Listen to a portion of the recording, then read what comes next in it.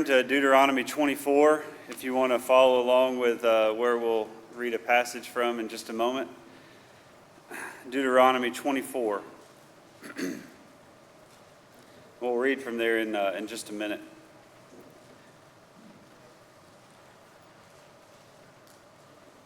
I'd like you to imagine a scenario where you are going to a potluck or party of some sorts, and someone has asked you to bring a dessert, and we'll just for example's sake, we'll say they said, we need you to bring banana pudding to the party.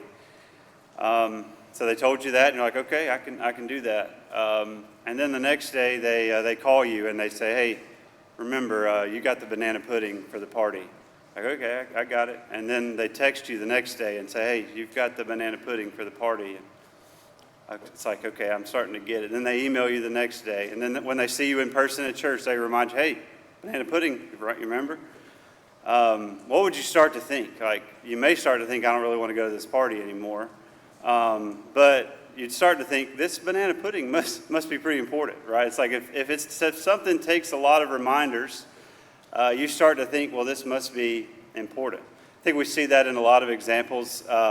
If you have kids or have managed kids in some way, how many times have you told them to pay attention when running across the parking lot, the street, and they continue to ignore you every time, but you keep doing those reminders because that's an important one, right? We don't just stop giving those reminders because of their safety. Anytime something is reminded over and over and over again, it must be pretty important. And I think we see that in the Old Testament. We're not going to turn to these if you don't want to. Just read a couple of examples and see if you hear the common theme of the reminders. Deuteronomy 5, verse 15, you shall remember that you were a slave in the land of Egypt, and the Lord your God brought you out from there. Deuteronomy 6, verse 12, then take care lest you forget the Lord who brought you out of the land of Egypt, out of the house of slavery. Deuteronomy 7:8, that the Lord has brought you out with a mighty hand and redeemed you from the house of slavery. Just to really emphasize the point, I could keep going, but for sake of time, we won't. I've counted over 50 times in the Old Testament, and I think it's more than that. I was trying to be conservative with my number.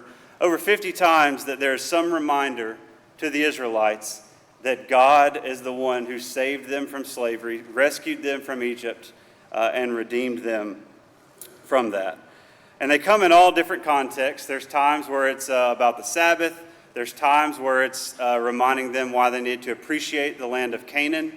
But there's one specific context tonight in which he reminded them of this, when he reminded them that he saved them out of Egypt, and that is in how they treated helpless and needy people. Deuteronomy 24, where I had you turn, and we're going to read 17 through 22, 17 through the end of the chapter. You shall not pervert the justice due to the sojourner or to the fatherless, or take a widow's garment in pledge, but you shall remember that you were a slave in Egypt, and the Lord your God redeemed you from there. Therefore I command you to do this. When you reap your harvest in your field and forget a sheaf in the field, you shall not go back to get it. It shall be for the sojourner, the fatherless, and the widow, that the Lord your God may bless you in all the work of your hands. When you beat your olive trees, you shall not go over them again. It shall be for the sojourner, the fatherless, and the widow. When you gather the grapes of your vineyard, you shall not strip it afterward. It shall be for the sojourner, the fatherless, and the widow. And why do they do all these things? Why are they not trying to keep all of their harvest? Why are they not trying to be as judicious as they can with it, be good stewards of what they have? Why? You shall remember that you were a slave in the land of Egypt. Therefore, I command you to do this. God was telling them, I want you to help the needy and the helpless, because when you were needy and helpless, I helped you. That is why he continually reminds them of this, because in their treatment of others, what they constantly needed to have in the back of their heads and really in the front of their minds is that they were once helpless and needy and sojourners, and they needed God to save them. I think there's obvious physical and material lessons that we can take from this, that we need constant reminders of our blessings, so that we remember to help those who need it. Some examples of verses like that: 1 John 3:17, if anyone has the world's goods and sees his brother in need, yet closes his heart against him, how does God's love abide in him? James 1:27, religion that is pure and undefiled before God the Father is this, to visit orphans and widows in their affliction. Matthew 19:21, Jesus said to him, if you'd be perfect, go sell what you possess and give it to the poor. I think we could make a fine, perfectly applicable lesson just based on that, the material lessons that we learn from sharing the blessings that we get. But I want to just talk about really one spiritual lesson, I think, that we can also take from these reminders that the Israelites got. They needed constant reminders of how God had saved them, and that was going to affect their compassion and treatment of others. And we also need constant reminders of how God has saved us that should affect our compassion and treatment of others. There's several verses that we could read on this, and again, for sake of time, we won't. Ephesians 2, starting in verse 11, is a great one. We're not going to turn there, but it's a great one to say, remember what you were before I saved you. But I want to turn to a maybe even a more simple passage, 1 Thessalonians 5. 1 Thessalonians 5. And Paul is in his ending a letter stage at this point where it's kind of just very short to the point things that if you're not careful, you can almost skip over it because it's like, okay, he's wrapping up here. He's gotten past the meat of what he's saying. But a very powerful point that he makes here, I think, in verse 14, a reminder, just like the reminder the Israelites got, a reminder to the Thessalonians here. 1 Thessalonians 5, verse 14, we urge you, brothers, admonish the idle, encourage the faint-hearted, help the weak, and be patient with them all. See that no one repays anyone evil for evil, but always seek to do good to one another and to everyone. You know, there are different groups here in verse 14 that it talks about. There's idle people. They needed admonishment. There's faint-hearted people. They needed encouragement. There's weak people. They needed help. What did everybody need? Everybody needed patience. Be patient with them all. And I'd like to think if God was speaking to us today the same way that he did to the Israelites, where he's over 50 or 60 or 70 times, however many it is, that he's saying, remember that you were a slave in Egypt. Remember, you were helpless, and I saved you.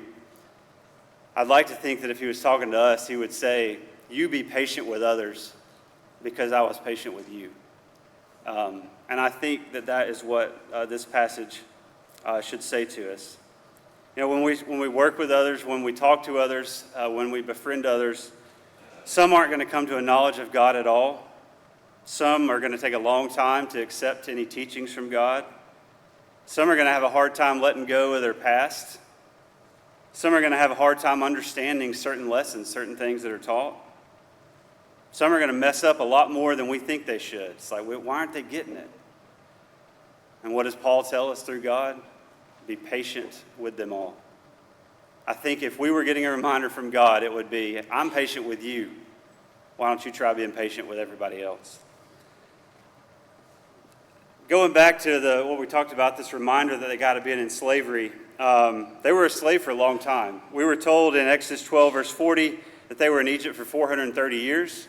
I don't know if that whole time was in slavery. I think some people would say it was not all slavery for 430 years, but they were enslaved for a long time. And it was described in Exodus 1 as their lives were bitter.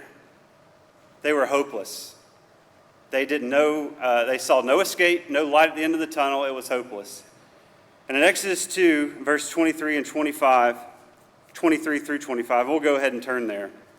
Go ahead and turn there just to show what God's reaction was. Exodus 2, verse 23. During those many days, the king of Egypt died, and the people of Israel groaned because of their slavery and cried out for help. Their cry for rescue from slavery came up to God, and God heard their groaning, and God remembered his covenant with Abraham, with Isaac, with Jacob. God saw the people of Israel, and God knew. So God was a God of reminders, a God that reminded them of what had been done. But before any of that had happened, before they had been saved, this was a God of compassion, a God of patience, and a God that was ready to help his people. And in a crowd this big, how many of us are groaning on the inside? How many of us are crying for help? And it may not be on the outward. We may hide it well, but how many of us are groaning and crying to God for help? And it's the same God here, that God hears the groaning, he hears the cries for help, and he knows. And he wants to help. He's been patient with you all up until this point, so why not tonight? If you need to make your life right, if you need to become a Christian, be baptized, wash away your sins forever, or if you need help with anything, you need prayers, please make your life right tonight, and don't wait another second as we stand and sing this song.